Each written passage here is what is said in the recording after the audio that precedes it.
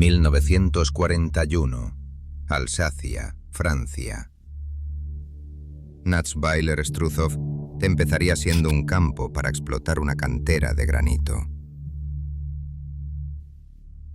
Fue el único campo nazi en territorio de la Francia de preguerra, un siniestro símbolo de su ocupación. A partir de 1942 empezaría a acoger prisioneros de la resistencia bajo la orden Nacht und Nebel, detenidos en secreto sin informar a sus familias. En 1943 se instaló una cámara de gas en el antiguo Hotel Struthof, usada en asesinatos y experimentos médicos. Entre las víctimas 86 judíos, seleccionados por un profesor de anatomía alemán. Con el avance estadounidense, Inglaterra y la Francia libre, que particularmente fue el primer ejército francés, las SS decidieron evacuar el campo en septiembre de 1944. Miles murieron por trabajo forzado, hambre, enfermedad y ejecuciones.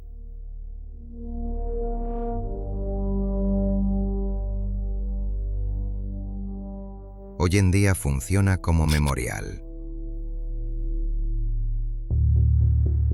Drancy, París, Francia.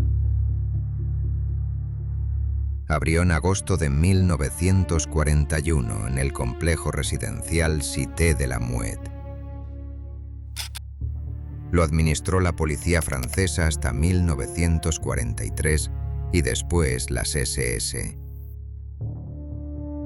Funcionó como campo de tránsito hacia Auschwitz, principalmente, y otros destinos, Sobibor, Majdanek y en 1944, Buchenwald. Pasaron por allí unas 63.000 personas judías, francesas y extranjeras detenidas en Francia. Entre ellas miles arrestadas en la redada del velódromo de invierno de julio de 1942, incluidos niños. Ernest König, detenido en Drancy. Nos metieron en habitaciones llenas de paja. Estaba podrida y húmeda. Y allí estábamos esperando. Claro que estábamos muy preocupados por lo que podría pasar. Estábamos en condiciones insanas. Los niños, los ancianos, estuvimos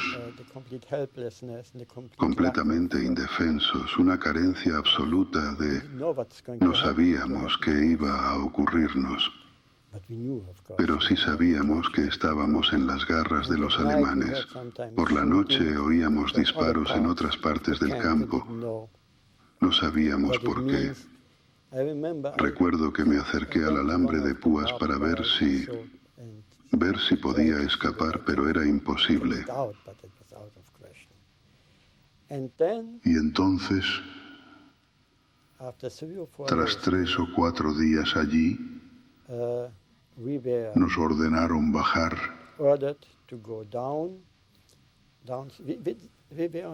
Nosotros estábamos en el piso de arriba, antes de bajar a la plataforma.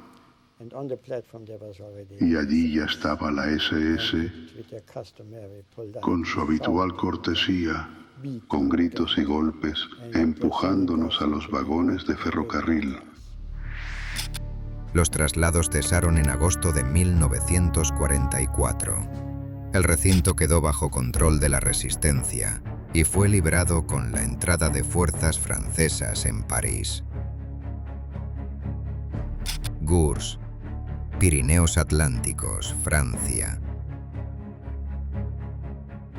Abrió en abril de 1939 para acoger a refugiados de la Guerra Civil Española, incluidos españoles del País Vasco. En los primeros meses muchos fueron reubicados, repatriados o partieron al exilio. Desde 1940 a 1942, bajo Vichy, Gurs se usó para el internamiento de judíos extranjeros y otras categorías. Una parte fue transferida a Drancy y deportada después, sobre todo a Auschwitz. Hubo altas tasas de enfermedad y mortalidad en el propio campo. Desde dentro de Gurs, la prisionera Beatrice Stern recuerda el reparto diario de pan y las peleas por un trozo más. Cada día arrojaban una barra de pan dentro del barracón, la arrojaban. Las mujeres iban detrás de esa barra de pan. Al principio no era tan malo, pero luego cuando nos íbamos quedando cada vez con más hambre, las cosas iban a peor y a peor. Y la razón por la que digo esto es que solíamos tener a una persona para dividir esta barra de pan. No era muy grande, era una barra normal, así. Pero dividirla entre, como digo, 25 a 30 personas no era muy fácil, y además yo nunca vi cuchillos, tenedores ni cucharas. Así que se seleccionaba a una persona y ella intentaba pesar el pan lo más exactamente posible para que todo el mundo tuviera la misma cantidad. No siempre salía así porque era muy difícil de hacer. Así que si una persona recibía solo un poquito más, las otras mujeres se abalanzaban sobre esa persona y tenían peleas terribles. Esas mujeres que habían sido señoras se volvían casi como animales, solo por tener un poco más de pan. Pero nos estaban matando de hambre, y cuando tienes tanta hambre, duele, y harás casi cualquier cosa, por conseguir solo un poco de pan. Tras los combates de 1944, sirvió como prisión para soldados alemanes. Se cerró en 1946. Hoy queda en el cementerio inmemorial. Ribesaltes, Pirineos Orientales, Francia.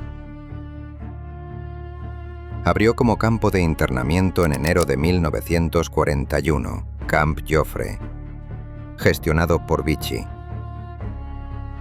Allí se recluyeron republicanos españoles, judíos extranjeros, gitanos y apátridas. Entre agosto y noviembre de 1942, miles de ellos fueron trasladados a Drancy y deportados a Auschwitz. Tristemente, entre ellos también muchos niños. Tras la liberación, el lugar se usó para detenidos y prisioneros de guerra alemanes hasta terminar la guerra. Hoy alberga el memorial del Camp de Ribesaltes.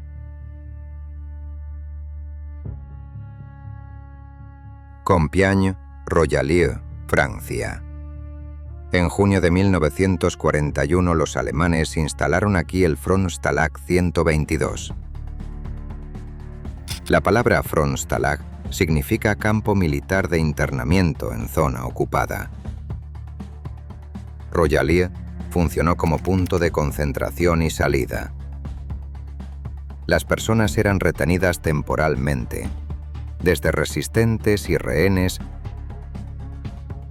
hasta prisioneros políticos y judíos. Todo esto mientras se organizaban los convoyes de deportación.